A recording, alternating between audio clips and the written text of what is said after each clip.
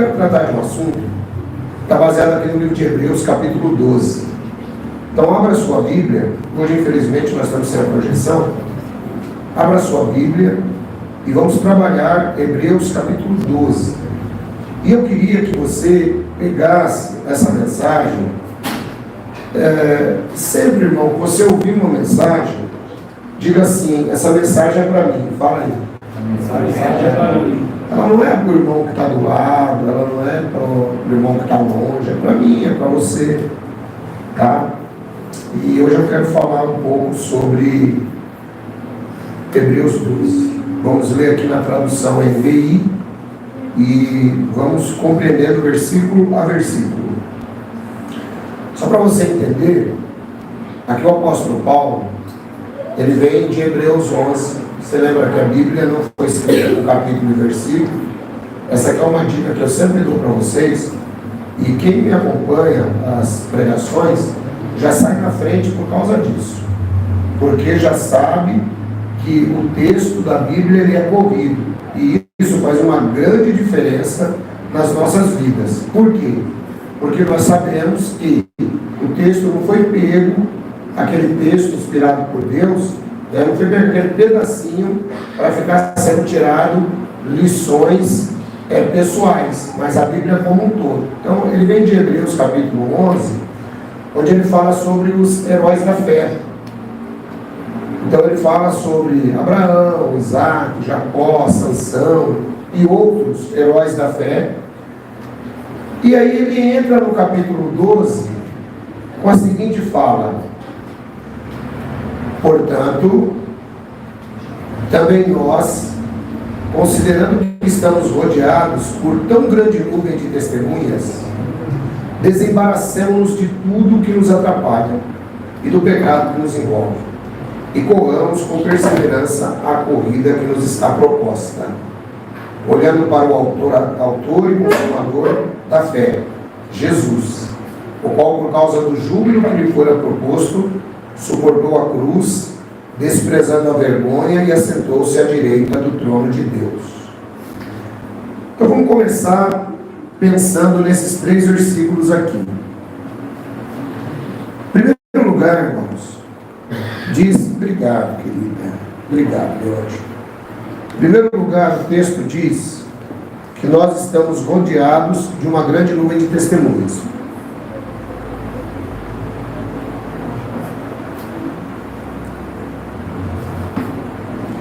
E esse é um primeiro ponto que a gente precisa pensar.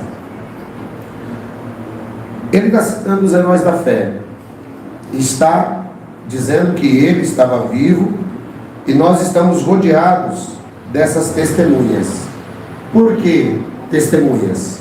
Porque todos eles viram os atos grandiosos de Deus. E eu creio que você que está nos acompanhando aí, você que também que está aqui, já viu atos grandiosos de Deus na sua vida. Quem já viu aí? Levanta a mão. Amém. Levanta a mão. Quem já viu atos grandiosos de Deus na sua própria vida? Você sentiu e falou assim: foi Deus que trabalhou isso aqui na minha vida. Glória a Deus. E aí, irmãos, dá meu óculos aí, Barão. Estou sentindo que eu estou sem alguma coisa. Está dentro da pasta aí, pessoal. E aí o que acontece? Ele diz assim: visto que nós temos rodeados essa tão grande nuvem de testemunhas, porque não importa aonde você esteja, você não é definido pela localidade. Nesse momento nós temos muita gente acompanhando pela internet, eles também estão junto conosco, conforme eu citei semana passada, nós estávamos em 1.244 pessoas aqui ao final da reunião. Ou seja, nós temos uma grande nuvem de testemunhas também espalhadas pelo mundo. E é por isso que nós devemos valorizar essa nossa posição como cristãos. Ele diz aqui que nós devemos nos desembaraçar de tudo que nos atrapalha e do pecado que nos envolve e correr com perseverança a corrida que nos está proposta. Então são 3 pontos aqui, irmãos, que ele começa levantando. Primeiro, desembaraçar de tudo que nos atrapalha. Você já viu que às vezes tem irmão que fica enrolado com coisas que não precisa? Às vezes, como eu recebo muitas mensagens de internet, às vezes tem irmãos que me trazem assuntos que eu fico assim analisando, mas por que o irmão está perdendo tempo com isso? E às vezes eu falo para a pessoa, meu irmão, você está perdendo tempo com isso. Pode parecer um pouco de insensibilidade? Pode.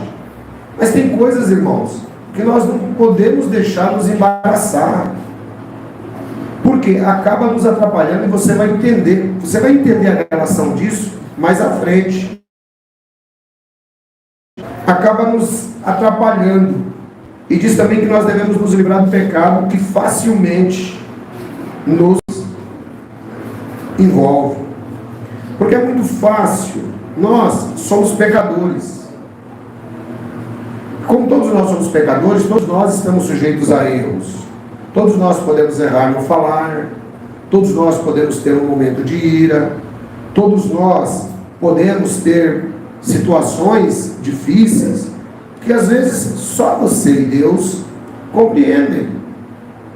Então, quando ele diz assim, olha, se desembaraça de tudo. A ideia exata aqui de embaraçar, você já viu, por exemplo, quem gosta de usar fone de ouvido com fio?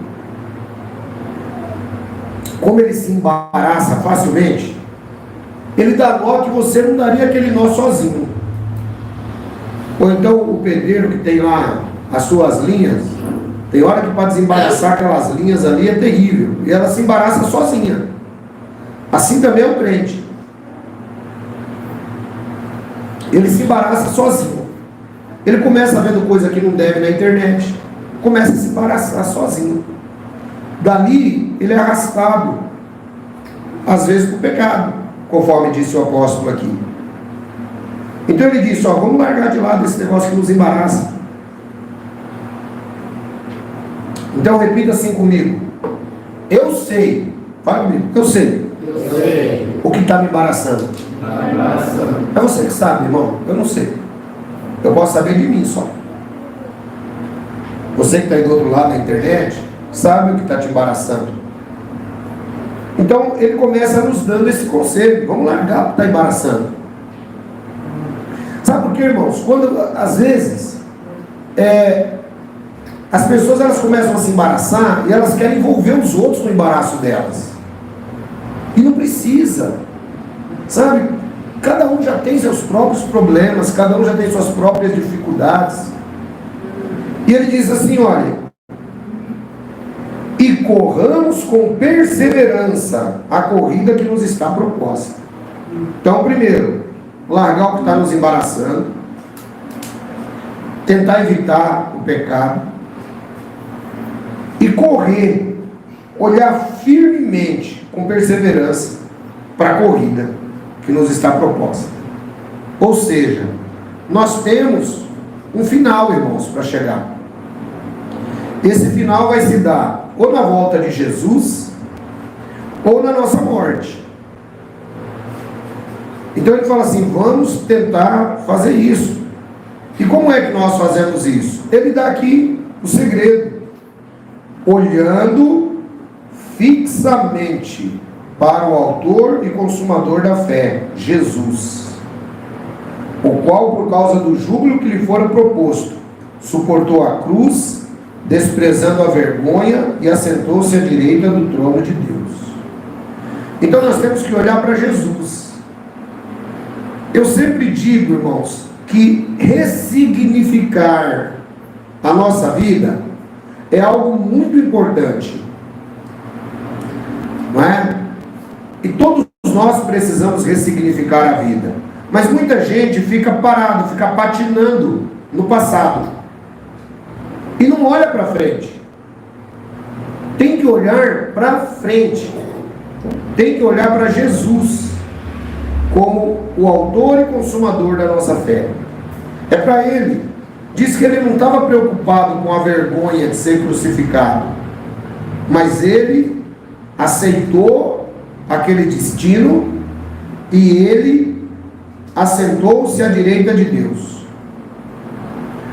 Esse é um ponto que nós precisamos então. Eu sempre digo para as pessoas, né, às vezes como eu trato ainda com muitos membros de seitas, que às vezes eles saíram das seitas, mas às vezes continuam com a cabeça lá dentro. Você vai ficar me perguntando essas coisas. Eu, sinceramente, eu já não tenho mais paciência. Eu falo assim, irmão, ressignifica a sua vida, começa de novo, esquece o que passou para trás, começa de novo, vai estudar, vai fazer alguma coisa da vida, porque senão, irmão, você fica num redemoinho, fica o tempo inteiro naquilo ali e não anda, sua vida fica parada, você fica atrasado, entendeu?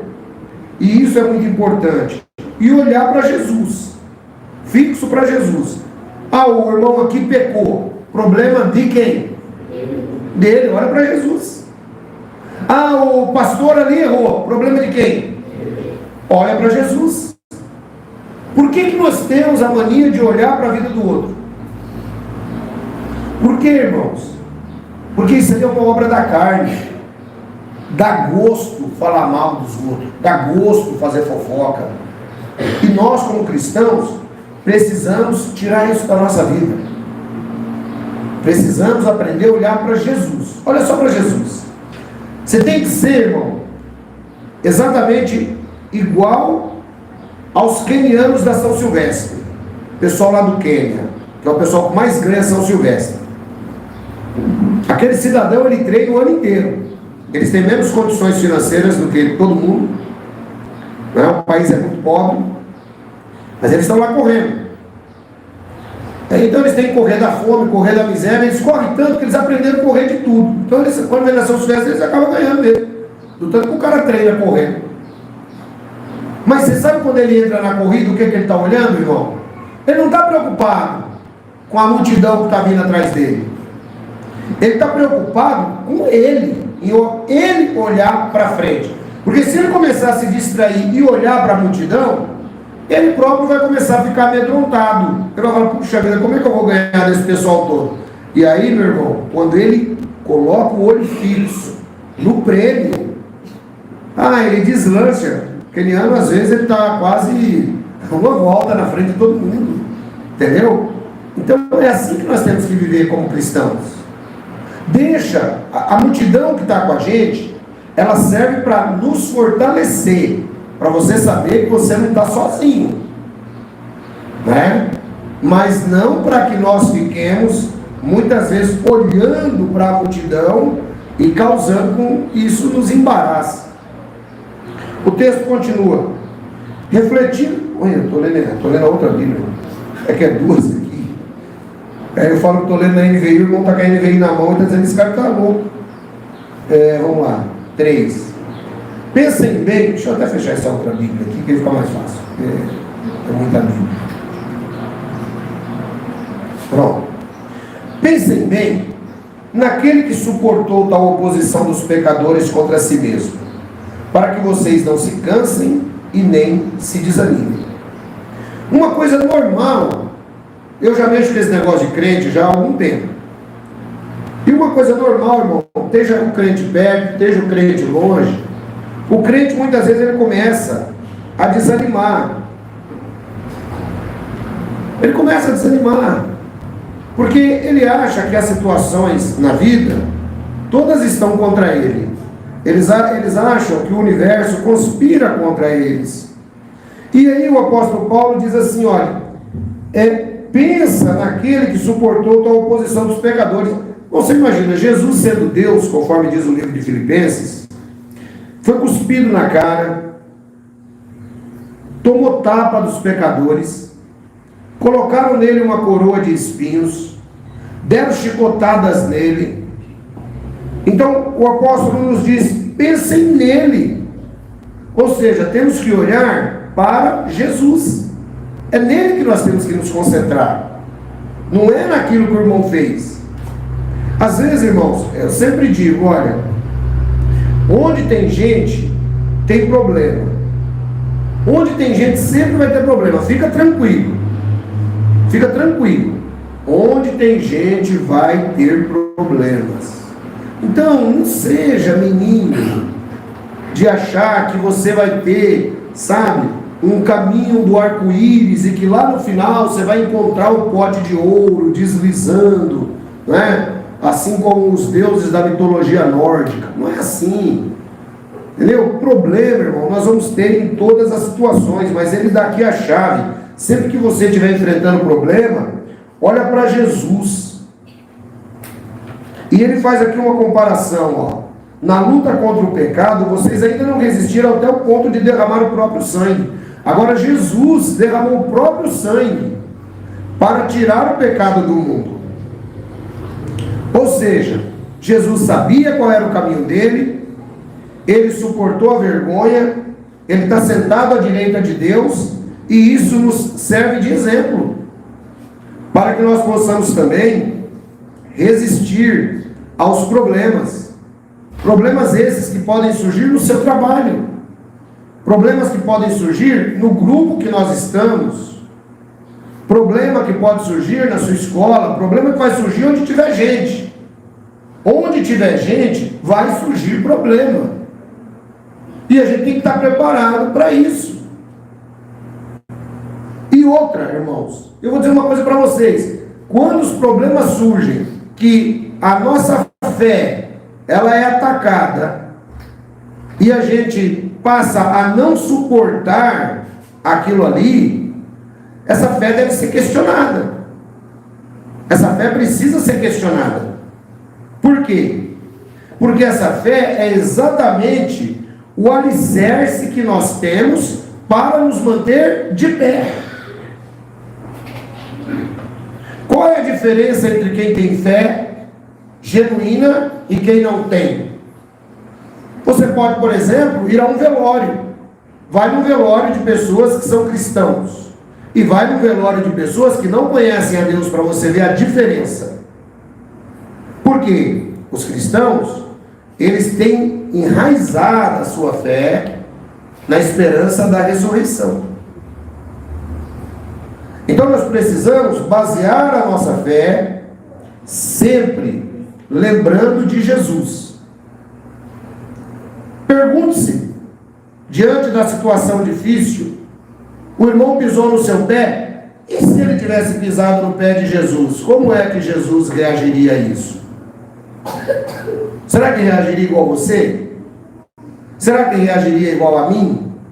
Nós temos que olhar para Jesus.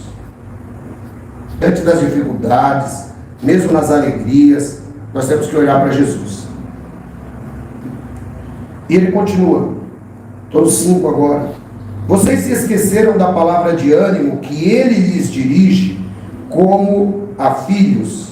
Meu filho, não despreze a disciplina do Senhor, nem se magoe com a sua repreensão, pois o Senhor disciplina a quem ama e castiga todo aquele a quem aceita como filho. Suportem as dificuldades, recebendo-as como disciplina. Deus os trata como filhos, pois qual filho não é disciplinado por seu pai?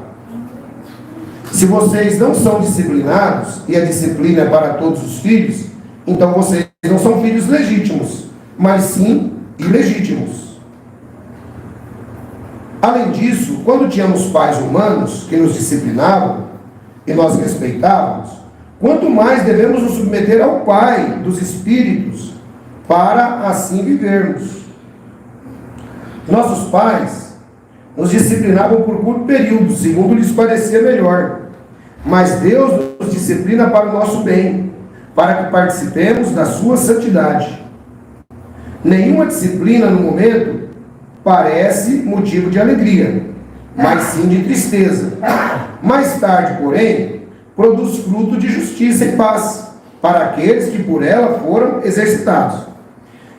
Eu gosto muito desse texto, irmãos, porque esse texto ele é usado pelas seitas para açoitar as pessoas. Mas quando você pega esse texto dentro do contexto e vai entendendo o que é que o apóstolo está dizendo aqui, você começa a entender melhor. Porque qual é a nossa tendência? Porque primeiro que a gente já vem de uma cultura, né, e a nossa cultura de formação, desde que os jesuítas chegaram aqui, que a disciplina, né, para os nativos naquela ocasião eram de várias maneiras, que incluíam castigos físicos, inclusive. Mas Então nós absorvemos isso. E com o tempo, o que vai acontecendo? A nossa cabeça, disciplina, ela está relacionada a algo bom ou algo ruim?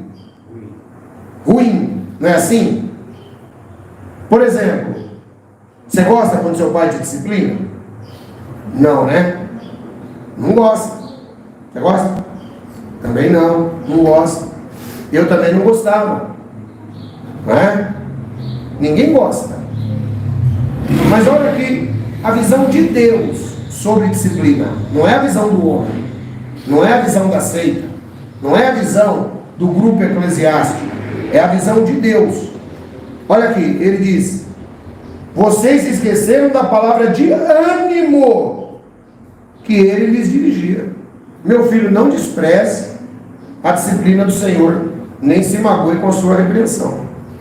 E o que nós mais temos, irmãos, é crente magoado. O que nós mais temos são crentes que se magoam à toa. E quando você muitas vezes disciplina, a tendência dele é ficar magoado com você. Porque funciona assim também. A verdade, ninguém gosta de ouvir. Quem gosta de ouvir a verdade aí? Dá um amém, para me dizer assim, mentiroso. Ninguém quer ouvir a verdade. Quando a gente ouve uma verdade que ataca o nosso interior, nossa tendência é ficar magoado. É disciplina, mas aquela verdade muitas vezes é uma disciplina. O pessoal pegou uma mania assim, aqui no Brasil, de que não é o que se fala, é como se fala. O pessoal tem muito essa fala. Não é o que se fala, mentira. É porque é orgulhoso o suficiente para não aceitar a disciplina. Então é o que se fala sim. Sabe? O ser humano quer que você pega no colo, quer que você fique abraçando, ninando, nana nenê, que a cuca vem pegar. Esse é o que o pessoal quer, irmão. Não funciona assim a coisa. Gente, nós crescemos, somos homens e mulheres espirituais. Nós precisamos aprender a disciplina do Senhor, e que vem de diversas maneiras, inclusive em reuniões como essa. A palavra disciplina, ela não tem uma conotação ruim. Se você pegar essa palavra na sua origem, ela tem uma conotação de aprendizado, quase igual a um discípulo. Quem é discípulo de Jesus aqui? Dá um amém. Amém. Então a palavra disciplina, veja que ele chama isso de palavra de ânimo, porque ele estava falando aos discípulos e dizendo assim: meu filho, não despreze a disciplina do Senhor, nem se magoe com sua repreensão. Então diz aqui que o discípulo, ele é disciplinado, o filho é disciplinado.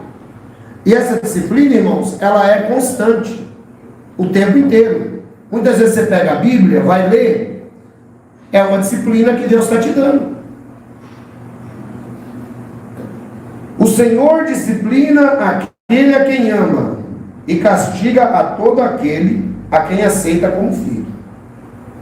Então, quando nós estamos sendo disciplinados pelo Senhor, a primeira coisa que nós precisamos lembrar é isso: o Senhor disciplina aquele a quem ama. E o Senhor não disciplina via grupo eclesiástico, via igreja, via pastor. O Senhor trata diretamente com cada um. Como dizia Lutero, cada um de nós somos sacerdotes. Então, irmãos, o Senhor disciplina cada um como Ele quer. Às vezes, quando você está num grupo eclesiástico, às vezes o pastor Johnny tem que puxar a sua orelha, o pastor Roberto, eu, faz parte. O Senhor disciplina todo aquele que ama e todo aquele que Ele aceita como filho. Então, se você está sendo disciplinado, você está passando dificuldade, você está irritado, fica tranquilo, irmão. Considere isso como uma disciplina do Senhor. O Senhor está trabalhando você, está trabalhando a sua vida, está trabalhando o seu caráter, está te preparando para uma futura melhoria na sua vida. É assim que o Senhor trabalha.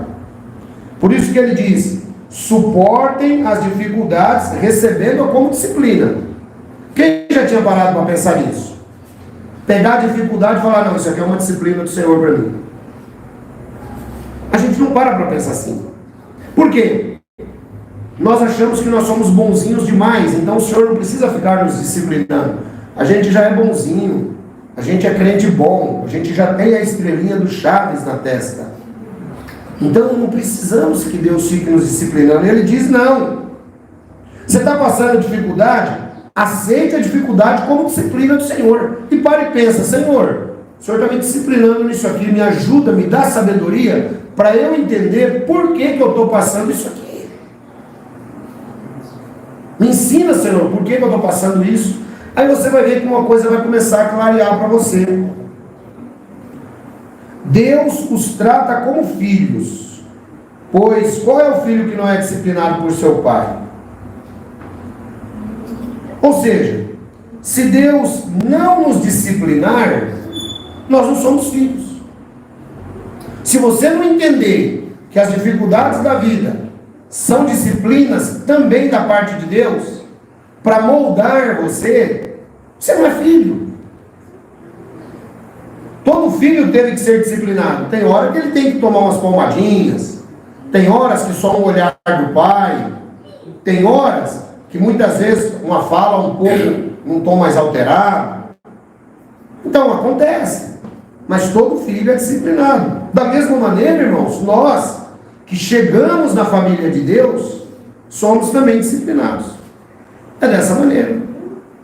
E o irmão fica chateado às vezes de bobeira, porque Deus está disciplinando ele. E não é assim. Se vocês não são disciplinados e a disciplina é para todos os filhos, então vocês não são filhos legítimos, mas ilegítimos. E aí ele diz assim: ó, e nós tínhamos pais humanos a quem nós respeitávamos, quanto mais devemos nos submeter ao Pai dos Espíritos para assim vivermos. Nossos pais nos disciplinavam por um curto período de tempo, segundo os que lhe parecia bem. Mas Deus nos disciplina para o nosso bem, para que participemos de sua santidade. Note aqui o texto, interessante. Nossos pais nos disciplinavam, passado, presente ou futuro? Passado. Nossos pais nos disciplinavam, segundo o que lhes parecia melhor. Mas Deus nos disciplina, passado, presente ou futuro? Presente. Então a disciplina de Deus, irmãos, ela é constante na nossa vida. Para quê? Para que a gente participe na santidade de Deus. Porque muitas vezes, irmãos, vai acontecer, de repente você está indo, linha reta, você dá uma caída no buraco. Você vai fazer o que da vida? O pai vai te dar uma disciplinada. Mas para quê? Para você se levantar de novo, continuar no caminho. É assim que funciona. Deus trabalha assim na nossa vida. É por isso que eu sempre digo que o cristianismo eu vou utilizar um termo utilizado aí fora, né, pelos estudiosos, né, mas o cristianismo não é uma filosofia. Mas entre as filosofias que se apresentam, é a melhor. É a melhor. Porque ela nos ensina a lidar com a realidade da vida. A vida não vai ser sempre um mar de rosas. Nós vamos ter problemas. E ele diz: olha, nenhuma disciplina no momento parece ser motivo de alegria. Você não fica feliz. Muito pelo contrário, você fica chateado, você fica bravo, fica triste.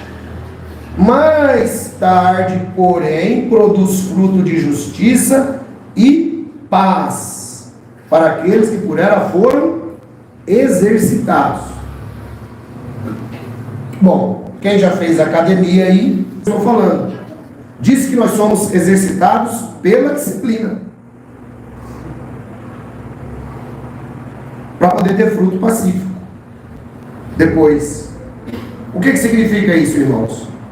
Que a disciplina de Deus, ela é um exercício constante na nossa vida. E não é algo mal, porque a disciplina de Deus, vamos pegar agora pela raiz da palavra discípulo, que significa aprendiz ou aluno, a disciplina de Deus é o ensinamento de Deus na sua vida o tempo inteiro. Isso é a disciplina de Deus. Então você deve ficar feliz quando alguém, por exemplo, lhe fala com base na palavra de Deus, a Bíblia. Irmão, olha, a Bíblia diz isso. É palavra dele ou é palavra de Deus? Palavra de Deus. Mas mesmo assim a gente é capaz de dizer, não, mas não é o que o irmão disse, é o jeito que ele disse. Precisava ele dizer, a Bíblia diz isso? Ele não poderia ter dito, oh, meu irmãozinho, queridinho, senta aqui nesse banquinho, né? Olha, a Biblinha, a palavrinha de Deusinho fala isso. É isso que o crente quer. Irmão, o crente tem que ser maduro. Meu irmão, a palavra de Deus diz isso. Está escrito. Foi assim que Jesus repreendeu, inclusive, Pedro e Satanás. Então a gente precisa ter maturidade para isso, para poder aceitar, mesmo quando alguém de longe nos chama a atenção, talvez até pelo WhatsApp. Não é guardar mágoa. Fala assim, não, isso aqui é uma palavra de Deus para mim. Eu vou ficar com essa palavra aqui. Sabe? Eu já vi grupos, irmãos, sabe, maiores que os nossos, que se desfazem porque as pessoas não estão dispostas a aceitar a disciplina de Deus. Sabe? E não pode ser dessa forma. Nós temos que estar exercitando. É exercício. Esse pela Bíblia que eu ouvi hoje foi uma disciplina de Deus para mim. É para isso que o canal Pela Bíblia está lá. E outra, eu quando gravo para o canal Pela Bíblia, eu não gravo pensando em ninguém exclusivamente não, viu, irmãos? Eu gravo de modo geral. Mas tem um monte de gente que me agradece. Fala assim, esse Pela Bíblia de hoje, valeu. Parece que você estava dentro da minha casa falando comigo. Falei, glória a Deus, irmão. A disciplina de Deus atingiu ele. Eu nem sei quem é. Entendeu? E o texto continua. Portanto, fortaleçam as mãos enfraquecidas e os joelhos vacilantes. Façam caminhos retos para seus pés, para que o manco não se desvie, mas antes seja curado. Vejam, irmãos, aqui tem um incentivo para que nós possamos nos fortalecer.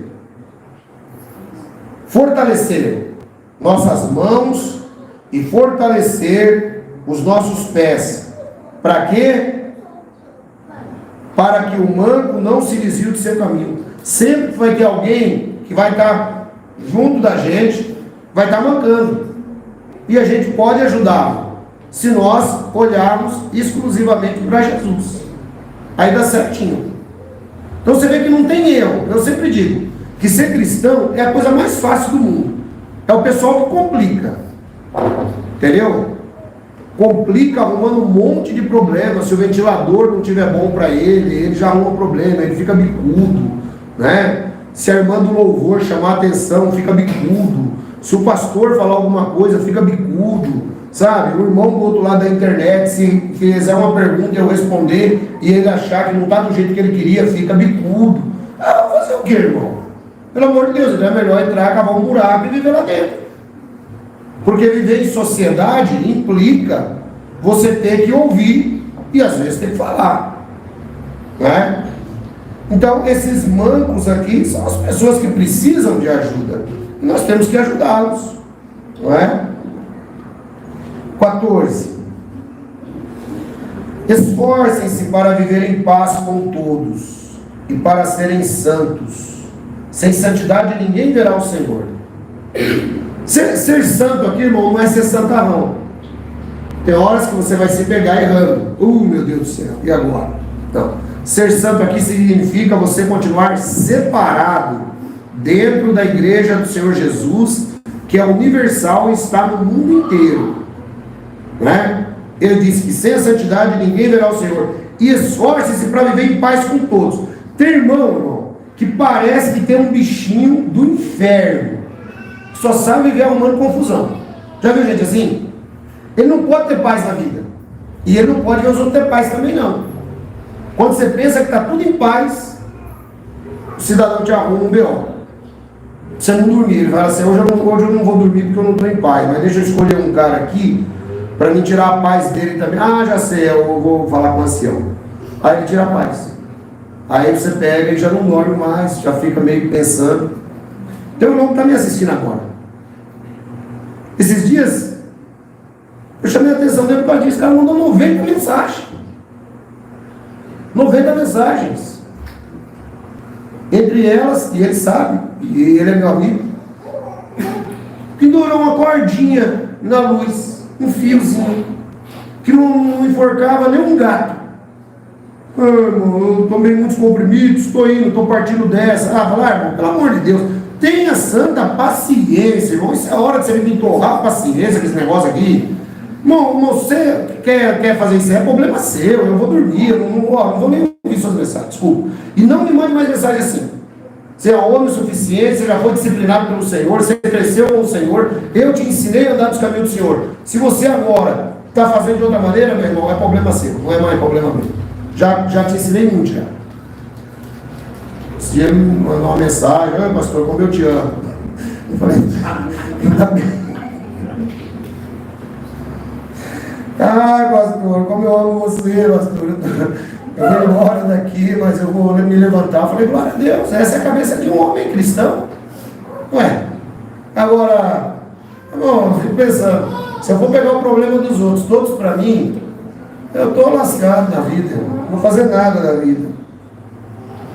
Então, esforçar-se para viver em paz. Repita comigo, paz. Bom, essa é a palavra melhor da vida. Esforçar-se para viver em paz. Tem hora que você vai ter problema no serviço, tenta viver em paz lá. Você vai ter problema em casa, tenta viver em paz. Esforçai-vos. Não é só para você viver em paz. Por exemplo, tem um problema que você sabe, vamos imaginar, o irmão Richard não gosta que eu cruze esse corredor quando ele está sentado ali. Aí eu vou, dou uma olhadinha para ele e cruzo o corredor. Eu estou me esforçando para viver em paz? Não. Mas sabe o que eu penso? Eu quero é mais para o irmão Richard, eu tenho o direito de cruzar o corredor a hora que eu quiser. Não é assim que a gente pensa? Então, irmãos, esforçai-vos para viver em paz. Se você sabe que tem determinadas atitudes que a pessoa não gosta, esforce, abre mão. Irmão, ser crente é abrir mão. Jesus era desse jeito. Jesus não estava nem aí e nem ia ligando. Sabe, o negócio de Jesus era viver em paz, irmão. Esse era o negócio de Jesus. E assim também deve ser para nós. Devemos nos esforçar para viver em paz. Quem se relaciona mais de perto comigo sabe. Irmão, eu, para falar de problema, só se a pessoa me procurar ou se eu vendo que vai surgir problema. Aí eu pego, eu sou obrigado a falar. Mas do contrário, irmão, eu quero que você vá para casa, eu quero que você saia daqui domingo, eu quero que o irmão que está me ouvindo aí pela internet, vai descansar hoje no domingo, em paz. Fala assim, caramba, que legal, hoje foi bom, eu recapitulei, eu já aprendi bastante coisa, de novo, né? E os irmãos não vão aprender nunca se ficarem conversando durante o culto. Então é paz, irmão, porque acaba me tirando a paz também, entende? Então, para viver em paz, significa que nós temos que produzir essa paz, né? Aí ele diz assim, não haja, cuidem, que não se exclua da graça de Deus, que nenhuma raiz de amargura brote e cause perturbação, contaminando a muitos. Irmão, aqui um outro ponto importante, que a gente deve tomar a peito. Primeiro, tenta viver em paz com todo mundo. Na bola dividida, irmão, perde a bola, mas não perca o irmão, não perca o amigo. É assim que a gente deve trabalhar. O cristão tem que tentar fazer isso. E ele pede aqui, para a gente tomar cuidado, para não se excluir da glória de Deus. A salvação você não vai perder. Aliás, da graça. A salvação você não vai perder, mas você vai perder muito por se excluir da graça. E como é que você se exclui da graça? Aqui, ó. Que nenhuma raiz de amargura brote e cause perturbação, contaminando a muitos. Irmãos, como é difícil viver com gente amargurada. Quem conhece alguém amargurado aí? Levanta a mão, vamos ver. Um monte de gente, né? Irmãos, é difícil viver com gente amargurada. Porque a amargura, ela não é assim de repente. A amargura, irmãos, ela começa, veja que disse aqui, uma raiz de amargura. Como é que essa raiz de amargura começa? Ela começa com a mágoa. Ela começa com a mágoa. Então a pessoa, ela começa a desenvolver aquela mágoa no coração. E ela, ao invés de tentar cortar aquela mágoa, a raiz ela vai penetrando no coração da pessoa. Isso aqui é muito legal, essa comparação que o apóstolo faz aqui. Porque a raiz ela vai crescendo para baixo. Concorda? Mas a árvore dela vai crescendo para cima. Então quando a raiz de amargura ela entra no, vai criando raízes, vai subindo para sua mente a racionalidade da amargura. Então, às vezes, hoje com a velocidade da informação, às vezes a gente fala algo pelo WhatsApp, e você sabe, eu sempre costumo dizer, o WhatsApp não tem sentimento, irmãos. O WhatsApp não tem sentimento. Às vezes você fala A, mas aquele A que você está falando, a pessoa pode entender como um B. O WhatsApp não tem sentimentos. E aí às vezes a pessoa, ela fica magoada, fica guardando aquela mensagem, e aquela raiz de amargura vai se desenvolvendo no coração dela. E ela vai se excluindo da graça, por conta dela mesma. Então, quem exclui a pessoa da graça é a si própria. Se ela permitir que a mágoa, que a amargura, tome conta dela. Eu muitas vezes, quando eu fico chateado com alguém que me manda mensagem, irmão, eu já apago a mensagem na hora. Não quero saber mais. Não continuo conversando. Nem leio às vezes. Exatamente para seguir esse conselho de Paulo aqui. Para que nenhuma raiz de amargura se desenvolva. Porque muitas vezes é melhor você esperar, vai conversar pessoalmente, vai se entender pessoalmente. Aí sim, aí dá certinho. Não é? Às vezes você fala pelo WhatsApp, o tom de voz não é o tom que você gostaria. Então tem uma série de situações. Mas o ponto em questão é que a raiz de amargura ela causa perturbação. E sem contar, irmãos, que a amargura ela é simplesmente terrível para todos nós. Porque a amargura ela acaba causando situações na nossa vida que afetam, inclusive, a nossa vida espiritual. Por quê? Uma das coisas que leva à amargura é a falta de perdão.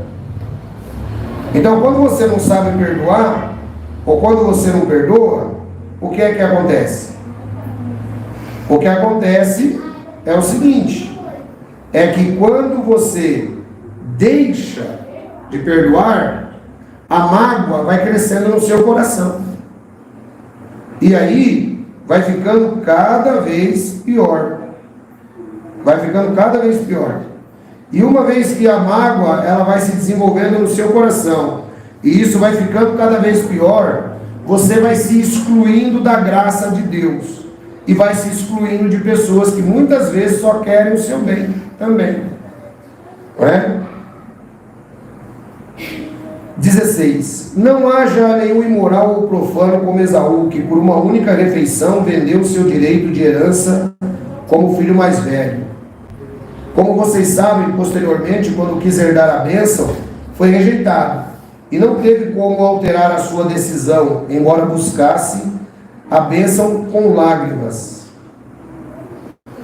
Agora aqui ele vai usar dois exemplos do Antigo Testamento que são interessantes para a gente também tratar nessa questão.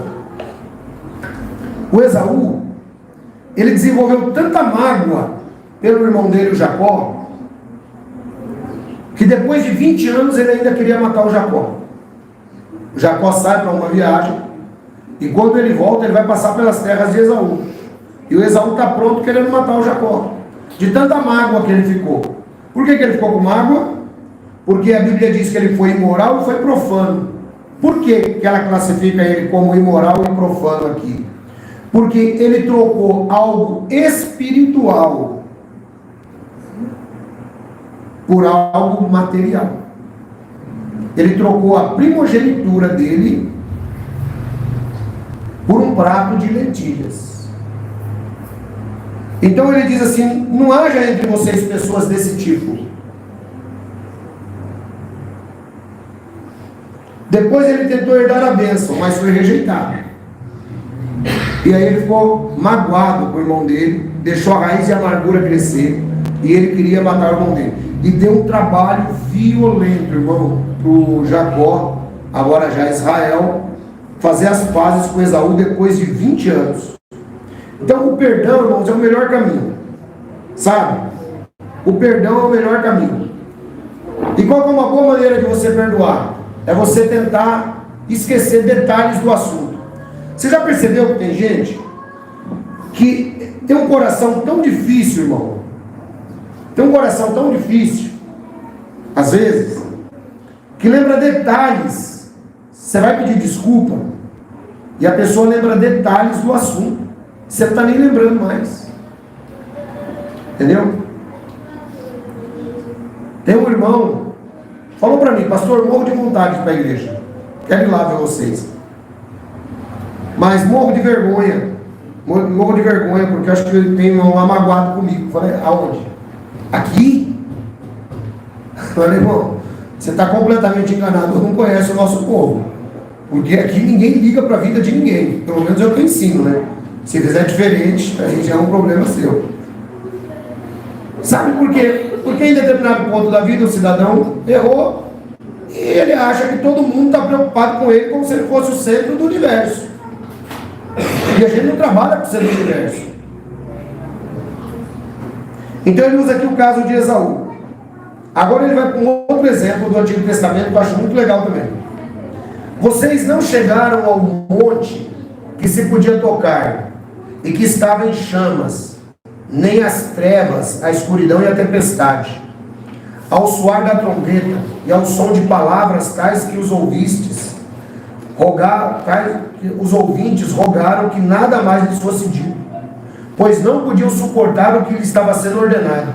Até um animal, se tocar no monte, deve ser apedrejado. O espetáculo era tão terrível que até Moisés disse: estou apavorado e trêmulo. Olha que coisa interessante, irmãos. Aqui ele está fazendo referência ao dia que Moisés foi lá no Monte Sinai. Aliás, Deus me deu a oportunidade de ir lá um dia, subir o monte. E o monte, esse monte aqui, que diz que fumegava, a pedra lá é preta. É o único monte da cadeia cujas pedras é preto. O monte ele é preto. Ele é escurecido. Desse dia aqui, que Deus apareceu para Moisés, conforme diz a Bíblia, no fogo. E aí ele faz essa comparação, falando assim: olha, é o seguinte, veja que ele está falando 500 anos depois. Não, ele está falando 2.500 anos depois. O que acontece? Aquele pessoal, quando Deus falou para eles assim: eu vou dar os 10 mandamentos para vocês. Deus falou assim: Moisés, cerca o monte todinho, até um animal se encostar no monte vai ser morto, pode apedrejar. Prepara o povo que eu vou descer. O povo falou assim: Moisés, volta lá e fala com Deus, para Deus falar só com você, porque a gente tem medo de Deus falar com a gente também morrer. É isso que ele está dizendo aqui. Ele diz que o povo não podia nem ouvir as palavras, né? Pois não podia se suportar o que lhes estava sendo ordenado. Até um animal que tocasse o monte tinha que ser morto. Aí ele faz essa comparação. Aquele povo teve respeito por aquele momento que Moisés era o mediador.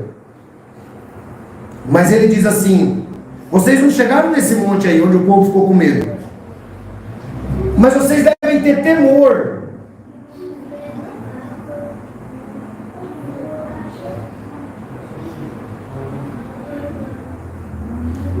Vocês devem ter temor. Por quê? Porque se aquele pessoal ficou com medo de morrer, imagina vocês que chegaram ao Monte Sião, a Jerusalém celestial, a cidade do Deus vivo, chegaram aos milhares de anjos em alegre reunião. Veja, Paulo está falando com gente viva, mas ele está dizendo que nós já fazemos parte da Sião celestial, da Jerusalém celestial, a cidade do Deus vivo, embora nós estejamos aqui na terra, porque essa cidade ela é simbólica, ela é a igreja dos primogênitos, conforme ele diz aqui, ó. Vocês vos chegaram à igreja dos primogênitos, cujos nomes estão escritos nos céus. Vocês chegaram a Deus, juiz de todos os homens, aos espíritos dos justos aperfeiçoados, a Jesus, mediador de uma nova aliança, e ao sangue aspergido, que fala melhor do que o sangue de Abel. Então, irmãos, notem, ele diz aqui que nós devemos ter um pouco mais de seriedade quando nós estamos ouvindo a palavra de Deus. Aquele pessoal ficou com medo de morrer, e quem estava falando era Moisés, e era um monte aqui na terra.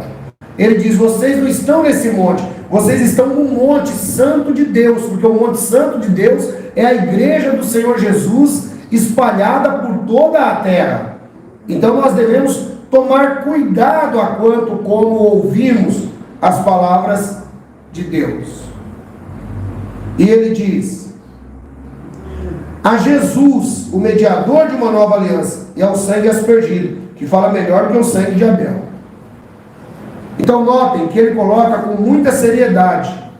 Às vezes, esses dias eu estava conversando com um cidadão, e o cidadão, ele estava falando assim: ai, mas não sei o quê, porque a graça, nós agora vivemos na graça. Eu falei: irmão, vivemos na graça, só que Deus matou Ananias e Safira.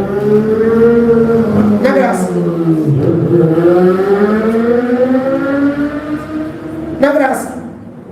Sabe por quê, irmão? Porque a gente tem que levar a sério o que a gente ouve como palavra de Deus. A gente tem que aprender. A gente pode até não conseguir praticar tudo, porque o dia que eu praticar tudo que eu estou ensinando para vocês, eu já me tornei aí um mestre ascenso, que nem diz os esotéricos. Então, eu não consigo praticar tudo também. Mas a gente tem que, pelo menos, tentar olhar para a palavra da maneira como deve ser, e ter o devido respeito pela palavra quando ela está sendo pregada. E o texto diz: cuidado, não rejeitem aquele que fala. Se os que se recusaram a ouvir aquele que os advertia na terra não escaparam, quanto mais nós, se nos desviarmos daquele que nos adverte dos céus. Ou seja, ele faz aqui novamente a mesma comparação. Ó, aquele pessoal estava sendo advertido por Moisés, mas quem é que ficou no lugar de Moisés? Deuteronômio capítulo 18, versículo de 15 a 18. Lá está escrito: eu vou levantar um profeta maior do que Moisés.